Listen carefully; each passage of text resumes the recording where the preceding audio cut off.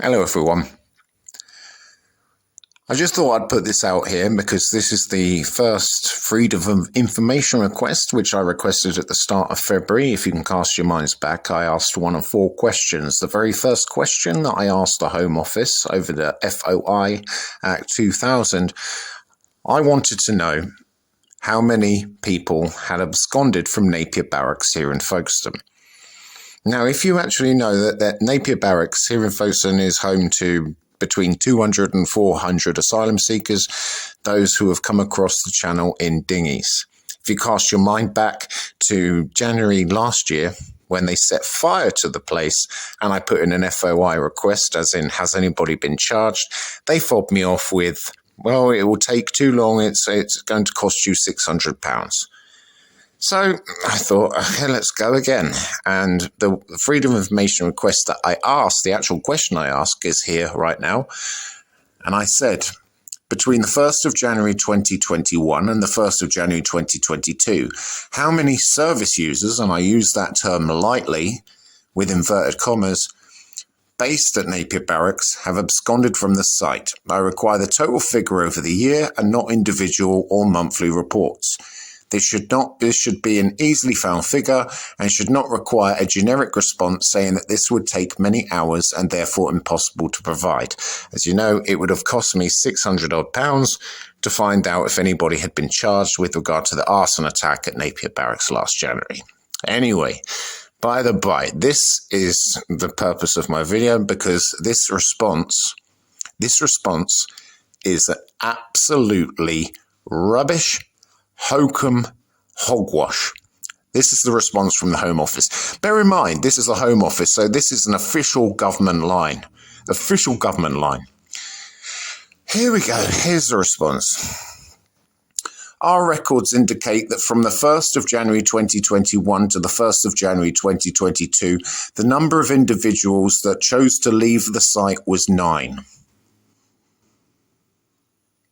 Chose to leave the site was 9. This information is taken from locally held data and is subject to change. The residents are not detained, so they are allowed off-site and are therefore not considered to be absconders as they chose to leave.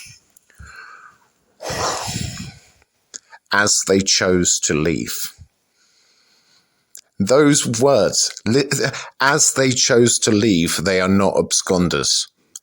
So, this raises many fundamental questions.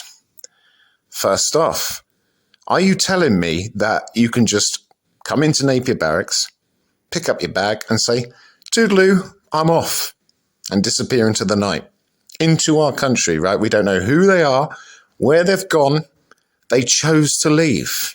They chose to leave, so they're not absconders, right? Really, Home Office? Really? They chose to leave? So if you're telling me that 9 people chose to leave in a year, which is absolute bunkum because I actually prove that 8 migrants left in the month, like last year, and that was in the Telegraph. That was my FOI. 9 people in a year chose to leave. Right, and nobody's stopping this? Nobody's stopping this. If this can happen at a proper military MOD facility, what's stopping them leaving from all of the hotels that they're in?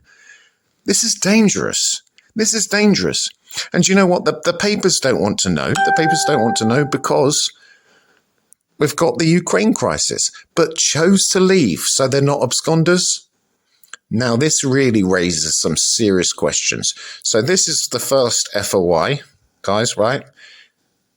Between the 1st of January and the 1st of January, they're not absconders because they chose to leave. They're not being detained. Chose to leave. Chose to leave.